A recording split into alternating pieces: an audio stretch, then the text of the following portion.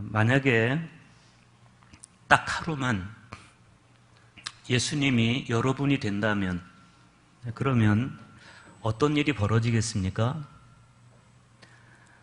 제가 묻는 말이 아니고 미국의 오크힐스 교회의 담임 목사님인 맥스 루케이도 목사님이 쓰신 예수님처럼에 보면 그런 물음이 나와요.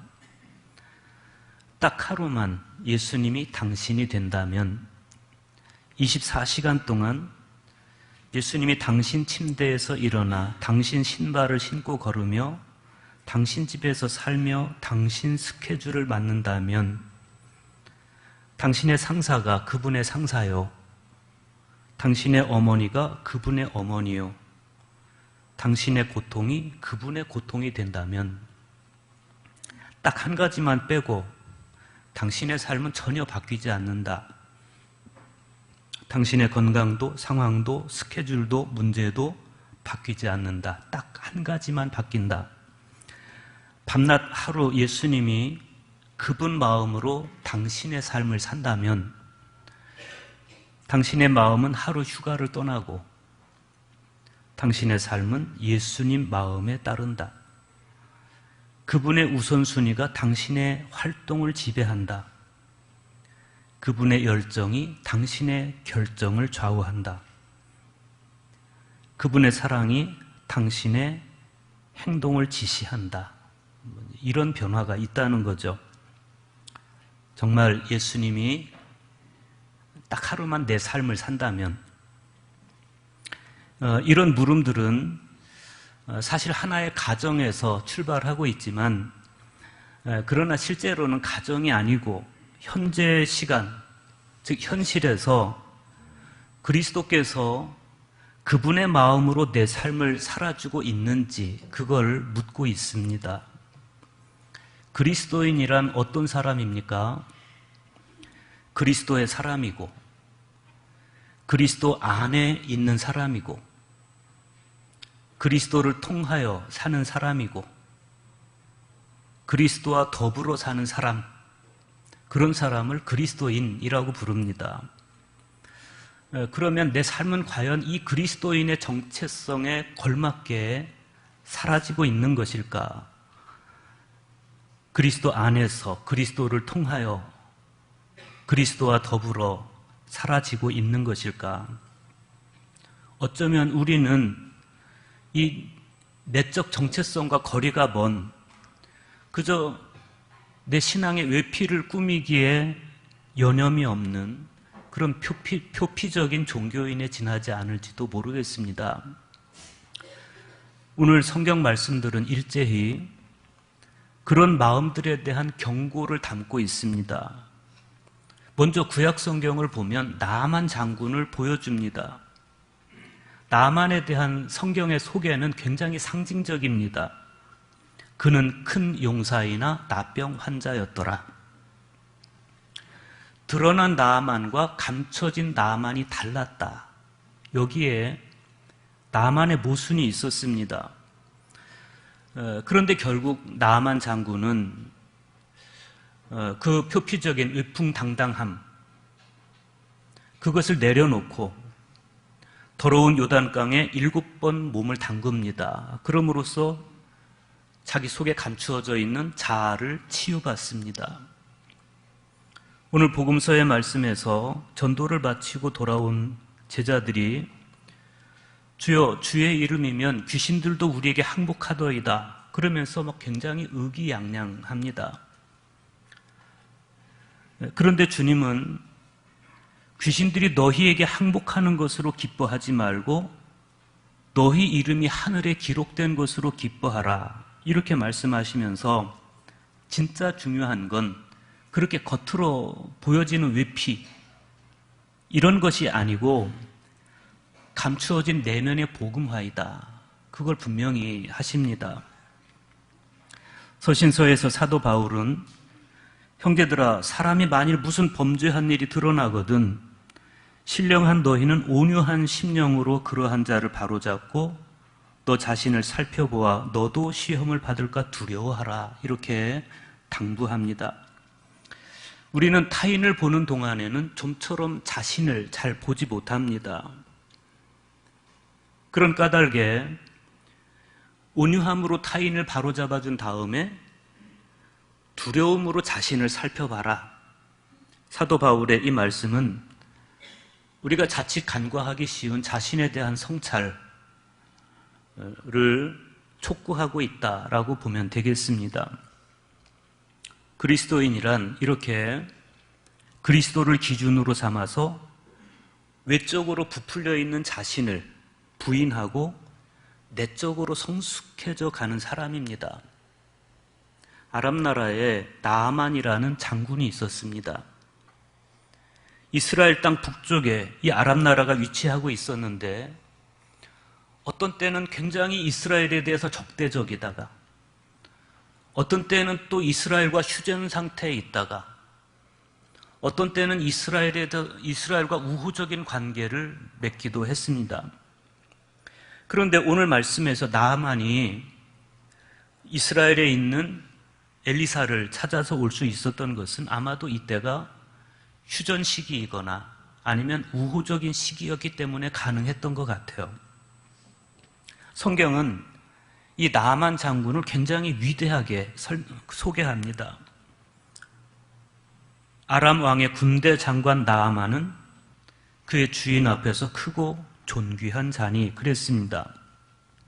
먼저 이 성서 저자는 나아만을 군대 장관 이렇게 소개하고 있어요. 당시 아람에서 군대 장관은 군대 총지휘권을 가진 사람입니다. 우리나라로 말하면 육군 참모총장 정도 되는 그런 사람이겠습니다. 아니면 국방부 장관 정도 되는 그런 사람입니다. 그런데 그런 나아만이 그의 주인 앞에서 크고 존귀한 자였다. 이렇게 또 소개합니다. 그건 임금마저도 이 나아만에 대해서 굉장히 존중하는 사람이었다. 임금도 이 나아만을 굉장히 존중했다. 그런 말씀입니다. 임금이 이 나아만을 그렇게 존중했던 이유가 있습니다. 그것은 나아만이 전쟁에서 큰 승리를 거둬서 나라도 구하고 임금도 구했기 때문에 그렇습니다. 그런데 오늘 말씀을 자세히 읽어보면 뭔가 어색한 표현 하나가 있어요. 1절 중간에 보면 이렇게 돼 있어요. 여호와께서 전에 그에게 아람을 구원하게 하셨습니다. 이 말씀은 하나님께서 나아만 장군을 사용하셔서 이스라엘로부터 아람을 구했다 이런 말씀입니다. 우리는 성경에서 여호와께서 다른 나라로부터 이스라엘을 구했다 이런 말씀은 많이 들어요. 예를 들어 아말렉으로부터 이스라엘을 구했다. 아니면 다른 나라 애굽으로부터 이스라엘을 구했다 이런 이야기는 많이 듣지만 여호와께서 이스라엘로부터 다른 나라를 구했다 이런 표현은 성경에 잘 없습니다. 그런데 하나님께서 이스라엘로부터 아람을 구했다 이렇게 오늘 말씀은 이야기하고 있어요. 어떻게 그런 일이 있을 수 있을까 생각해 보면 그때 이 북이스라엘의 아합 왕이 굉장히 악한 왕이었기 때문에 그래서 하나님께서 그 악한 왕으로부터 아람을 구했다 이런 표현으로 이야기한 것 같습니다. 그래서 우리는 이 아합 왕의 예를 생각해 보면서 내가 기독교인이다 이게 중요한 게 아니고 마치 우리의 구원이 혈통으로 말미암는 것이 아니라 믿음으로 말미암은 것이듯이 내가 기독교인이라는 사실보다 더 중요한 것은 기독교인에 걸맞은 삶을 살아가는 것이다. 우리가 의롭게 살아야 하나님이 세상의 악으로부터 우리를 지켜주는 것이지 내가 악하게 살아버리면 하나님은 우리의 악함으로부터 세상을 보호하실 수도 있겠다. 이런 생각도 해보게 됩니다. 열왕기상 22장 29절에서 35절을 보면 이스라엘과 아람이 길르앗 라못에서 전쟁을 벌여요. 이 전쟁에서 아합 왕이 전사를 하는데 역사학자인 요세푸스에 따르면 이때 아합을 죽인 사람이 나아만이었다 이렇게 증언합니다. 그러니까 하나님께서 나만 장군을 사용하셔서 이스라엘 아합 왕으로부터 아람 나라를 구하신 것은 사실입니다. 그 공로로 나만이 군대 장관이 된 것이고 임금마저도 존중하는 그런 사람이 된 거예요. 그런데 우리는 같은 절, 같은 1절 안에서 또 한 가지 어색한 문장을 보게 됩니다. 1절 하반절입니다.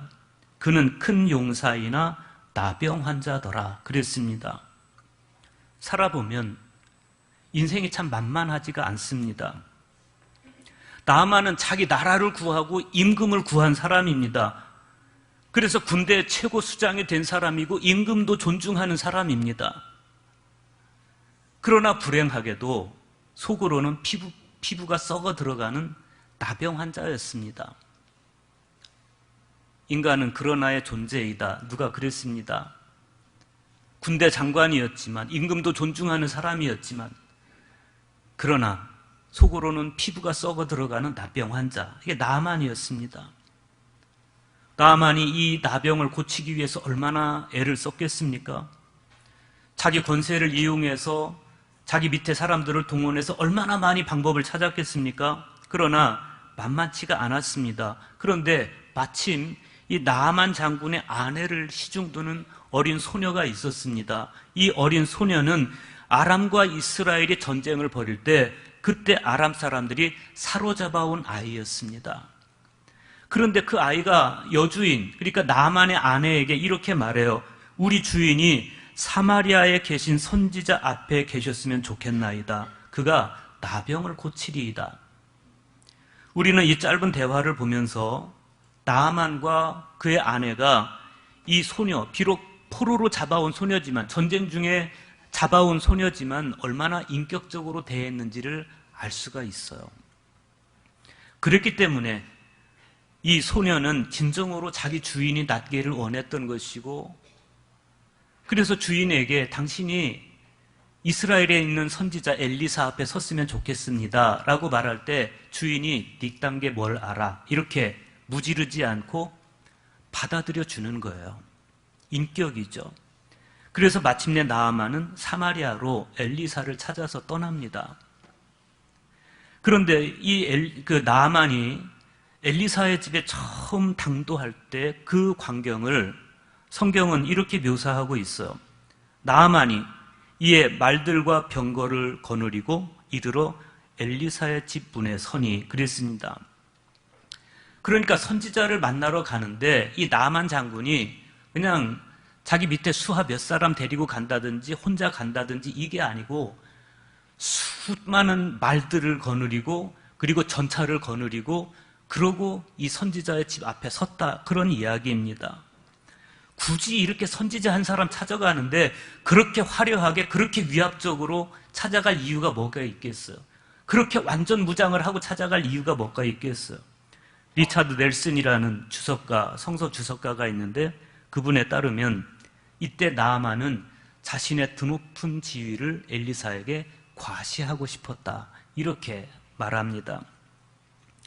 실제로 나아만은 그렇게 위풍당당하게 엘리사의 집 앞에 자기 전차를 세우고 그때 엘리사가 맨발로 뛰어나와서 자기를 아련해 주기를 바랬고 또 그 교만한 마음 때문에 아예 마차에서 내리지도 않고 엘리사를 기다리는 그런 모습을 보여줍니다. 이런 나아만의 마음을 우리가 일면 이해할 수 있습니다. 그런데 그렇게 겉포장하고 찾아온 보람도 없이 엘리사는 내다보지도 않아요. 대신 사람을 보내서 이렇게 말합니다. 너는 가서 요단강에 몸을 7번 씻으라. 네 살이 회복되어 깨끗하게 되리라. 나아만이 분노와 수치심에 몸을 떱니다. 내 생각에는 그가 내게로 나와서서 그의 하나님 여호와의 이름을 부르고 그의 손을 내 부위 위에 흔들어 나병을 고칠까 하였도다. 이 한마디에서 나아만의 분노의 이유가 드러납니다. 나아만은 엘리사가 정말 최선을 다해서 자신을 고쳐주기를 원한 겁니다. 결국 이 나아만은 종들의 권고로 인해서 그래도 엘리사의 말에 순종해요. 살기 위해서. 그런데 놀라운 일이 벌어집니다. 그 더러운 요단 강물에 자기 몸을 담글 때 자신의 그런 겉포장된 그런 자아가 같이 다 수장이 돼요. 그리고 한 번, 두 번 횟수가 거듭될 때마다 아직도 낫지 않은, 한 번 들어갔다 나와서 자신의 손을 살펴보면 아직도 낫지 않고, 두 번째 들어갔다 나와서 자신의 손을 살펴보면 아직도 낫지 않았고, 내가 이 짓을 계속 해야 되는지, 내가 또 세 번째, 네 번째 계속 들어가야 되는지, 이 갈등을 결국은 이겨내고 7번 그렇게 요단강물에 몸을 담그고 나오면서 결국 이 사람은 나병도 치유받고 인류의 원죄도 치유받습니다. 성경은 그 나아만의 모습을 이렇게 증언합니다. 나아만이 이에 내려가서 하나님의 사람의 말대로 요단강에 7번 몸을 잠그니 그의 살이 어린아이의 살같이 회복되어 깨끗하게 되었더라. 하이데거는 철학의 기여에서 존재가 자신을 완강하게 거부하는 한 우리는 존재를 망각한다 이렇게 말하면서, 그러나 우리가 곤경을 곤경으로 인정할 때 자신을 완강하게 거부하고 있는 존재의 나지막한 울림을 들을 수 있다 이렇게 말해요. 실제 나아만은 문둥병자의 자신을 인정하지 않았습니다. 문둥병자로서의 자신을 인정하지 않았습니다. 자신을 찾아온 곤경도 곤경으로 인정하지 않았습니다. 그 대신 화려한 말들로, 또 슬하의 부하들로, 전차로, 군대로 그렇게 병들고 연약한 자신을 위장하고 겉포장하고 있었습니다. 그런 나아만이 요단강에 병든 몸을 담글 때마다 자신에게 찾아와 있는 이 곤경과 정말 처절하게 대면합니다. 그렇게 자신의 자아가 다 씻겨나가고 하나님의 은총이 자신을 감싸면서 비로소 나아만은 자신을 찾아온 곤경, 나병에서 해방됩니다. 마침내 이렇게 고백합니다. 내가 이제 이스라엘 외에는 온 천하에 신이 없는 줄을 아나이다. 여러분, 꾸며진 모습으로 하나님 앞에 나타나지 마시기 바랍니다. 죄의 무릎을 꿇고 살았으면 그냥 그 모습 그대로, 골물대로 골마있는 내 모습 그대로 적나라 앞에 솔직하게 하나님 앞에 서시기 바랍니다. 그러면 하나님은 우리 죄를 묻지 아니하시고 우리를 용서하시고 우리를 치유해 주십니다. 오늘 복음서의 말씀을 보면 둘씩 짝지어서 병든 자를 고쳐주고 귀신을 내쫓으라고 제자들을 파송하는데, 파송됐던 제자들이 돌아와요. 그래서 기쁨에 가득 차서 이렇게 말해요. 주여, 주의 이름이면 귀신들도 우리에게 항복하더이다. 주님은 제자들의 이 철없는 의기양양함을 그래도 무지르지 않고 고개를 끄덕끄덕 해주십니다. 그래, 사탄이 하늘로부터 번개같이 떨어지는 것을 내가 보았다. 내가 너희에게 뱀과 전갈을 밟으며 원수의 모든 능력을 제어할 권능을 주었으니 너희를 해할 자가 결코 없을 것이다. 그렇게 제자들의 사기를 북돋아주고, 그리고 주님은 정말 하고 싶은 말씀을 하세요. 그러나 귀신들이 너희에게 항복하는 것으로 기뻐하지 말고 너희 이름이 하늘에 기록된 것으로 기뻐해라. 본과 말을 혼동하지 말아라, 이런 말씀입니다. 너희가 정말 기뻐해야 될 것은 크고 작은 어떤 너희가 이룬 성취 이런 것들이 아니고 너희 이름이 하늘에 새겨지는 존재의 완성이어야 된다, 그런 말씀입니다. 그런 면에서 오늘 서신서에서의 사도 바울의 말씀은 굉장히 의미심장합니다. 갈라디아서 6장 1절에서 바울은 말씀합니다. 형제들아, 사람이 만일 무슨 범죄한 일이 드러나거든 신령한 너희는 온유한 심령으로 그러한 자를 바로잡고 너 자신을 살펴보아 너도 시험을 받을까 두려워하라. 만일 우리가 누군가 범죄한 사실을 알았습니다. 그래서 그 사람을 바로잡아 줍니다. 권면하고 그를 위해 기도하고 그래서 그 사람을 바로잡아 주는데 그럴 때 자칫 우리 내심으로 상대적으로 나를 굉장히 의롭다 여길 가능성이 많아요. 그런 위험성에 우리는 노출됩니다. 그래서 아무리 믿음이 성숙한 사람이라도 다른 사람을 바로잡아 주는 일은 굉장히 조심스러운 일입니다. 자신을 위해서 우리는 다른 누군가를 바로잡아 줄 때 내 자신을 먼저 살펴봐야 되고 시험에 빠지지 않도록 조심해야 됩니다.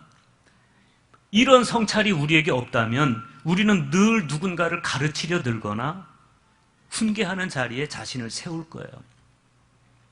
그래서 바울은 3절과 4절에서 거듭거듭 스스로 속이지 말아라 이렇게 당부합니다. 스스로 속지 말고 자신을 살피라는 겁니다. 아무것도 되지 못하고 된 줄로 생각하면 스스로 속임이라 각각 자기의 일을 살피라. 여기서 바울이 말하는 우리는 아무것도 되지 못한 사람이에요. 바울 자신도 나는 아직 이르지 못했습니다. 나는 아직 도달하지 못했습니다. 이렇게 말합니다. 우리는 내 힘으로 뭔가 이룬 게 없는 사람입니다. 그러나 된 줄로 생각하면 그것은 스스로 속는 것이다. 그래서 7절에서도 또 재차 스스로 속지 말아라 이렇게 당부합니다. 생각해보면 나아만 장군은 자기가 이런 위협에 스스로 속고 있었습니다. 이스라엘로부터 나라를 구하고 임금을 구하고 그래서 한 나라의 군대 장관이 되고 임금도 자기를 존중하는 누가 봐도 위대한 사람. 그러나 속으로는 나병에 걸려서 상처가 썩어 들어가는 우리가 자신에게 스스로 속고 있는 동안에는 진짜 자기를 볼 수가 없어요. 제자들도 마찬가지였습니다. 밖에 나가서 전도를 합니다. 많은 사람들이 주님께로 돌아오고 자기들이 예수의 이름을 선포하면 귀신들로 떨어집니다. 대단하게 자신들을 생각하는데 주님은 거기에 속지 말아라. 내 이름이 하늘에 기록된 것으로 감사해라. 내가 그리스도인이 된다는 것은 하나님의 이름으로 자신을 과대 해석하고 나 아닌 다른 사람이 되는 것 아닙니다. 그리스도인으로서 하나님께 나아가는 여정은 먼저 내 안에 있는 죄를 처절하게 인정하는 것이고 동시에 나를 인정하신 하나님, 나를 회복시켜서 자녀 삼아주신 하나님, 그 하나님의 은혜에 진정으로 감사하는 여정이 그리스도인이 되는 여정입니다. 스스로에 대해서 속지 않고 흙으로 돌아갈 육체의 한계성, 덧없는 나의 정신세계를 주님 앞에서 솔직하게 적나라하게 인정하고 그리스도를 통하여 그리스도와 함께 하나님께 나아가기를 소망할 때 마침내 우리는 주님 안에서 참 평화를 얻을 수가 있습니다. 선악과를 먹은 아담과 하와가 가장 먼저 한 일은 하나님 앞에서 자신을 감추는 일이었습니다. 우리는 자꾸만 나의 죄 때문에, 나의 초라함 때문에 나를 감추려고 하지만 하나님은 네가 어디 있느냐 물으세요. 나타나라는 겁니다. 죄를 지었으면 그 모습 그대로 인정하고 연약한 모습이면 그 모습 그대로 인정하고 주님 앞에 모습을 드러내라는 겁니다. 나를 드러내야 하나님이 나를 치유하십니다. 그래서 가장 나다운 나를 만날 수 있는 길은 내 안에 거짓 자아의 실체를 정직하게 대면해서 인정하고 그리스도 안에서 참 자아를 실현할 때 가능한 것입니다. 딱 하루만 예수님이 내가 된다면 어떤 일이 벌어질까? 오래된 예수님은 가장 먼저 우리 내면을 고쳐주시고 가장 나답지 않은 나를 고쳐주실 것입니다. 오래된 창고에 켜켜이 쌓인 먼지를 털어내고 곰팡이 슬은 그런 것들을 다 끄집어내서 햇볕에 말리듯이 주님은 하나님의 사랑의 빛 아래 우리를 세워서 우리를 깨끗하게 하시고 회복시켜 주기를 원하십니다. 그런 다음에 당신의 열정으로 우리를 격려하셔서 가정과 교회와 직장에서 정말 친절한 사람으로 살아가도록 우리를 격려해 주십니다. 오늘 우리는 이 성찬에 초대받고 있습니다. 이 성찬은 우리의 죄를 용서해 주시려고 예수님께서 십자가에서 희생당하신 몸이고 예수님께서 흘리신 새로운 계약의 피입니다. 주님의 이 희생 앞에서 내가 한 일은 아무것도 없습니다. 우리는 오로지 이 은총으로 주님의 희생으로 구원받은 하나님의 자녀가 된 그런 사람들입니다.